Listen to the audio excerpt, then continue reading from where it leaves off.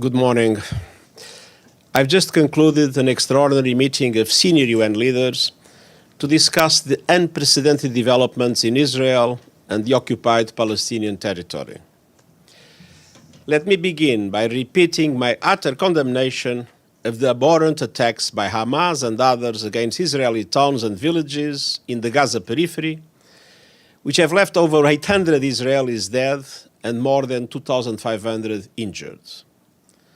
Sadly, these numbers are expected to rise as the attacks are ongoing and many remain unaccounted for.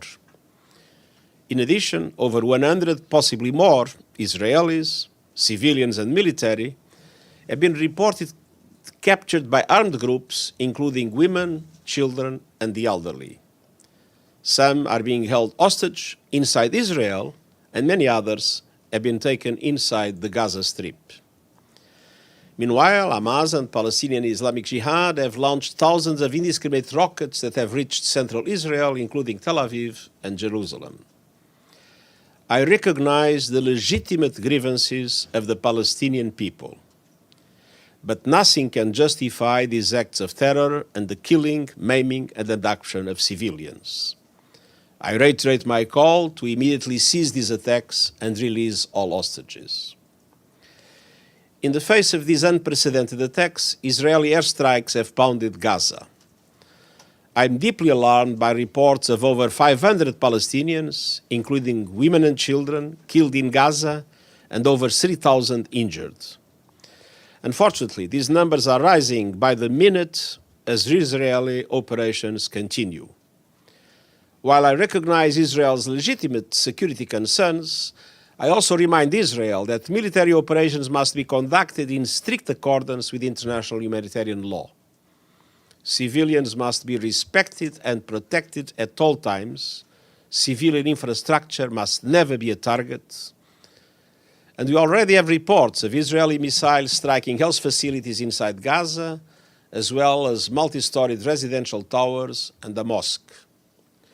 2 UNRWA schools sheltering displaced families in Gaza were also hit. Some 137,000 people are currently sheltering in UNRWA facilities, with the number increasing as heavy shelling and airstrikes continue. I am deeply distressed by today's announcement that Israel will initiate a complete siege of the Gaza Strip, nothing allowed in, no electricity, food or fuel. The humanitarian situation in Gaza was extremely dire before these hostilities. Now it will only deteriorate exponentially. Medical equipment, food, fuel, and other humanitarian supplies are desperately needed, along with access for humanitarian personnel. Relief and entry of essential supplies into Gaza must be facilitated, and the UN will continue efforts to provide aid to respond to these needs. And I urge all sides and relevant parties to allow United Nations access to deliver urgent humanitarian assistance to Palestinian civilians trapped and helpless in the Gaza Strip. And I appeal to the international community to mobilize immediate humanitarian support for these efforts. The UN Special Coordinator and I are engaging with leaders in the region to express our concern, our outrage, and to advance efforts to avoid any spillover to the wider Middle East. Even in these worst of times, and perhaps especially in the most trying moments, it is vital to look to the long-term horizon and avoid irreversible action that would embolden extremists and doom any prospects for lasting peace. This most recent violence does not come in a vacuum. The reality is that it grows out of a long-standing conflict with a 56-year-long occupation and no political end in sight.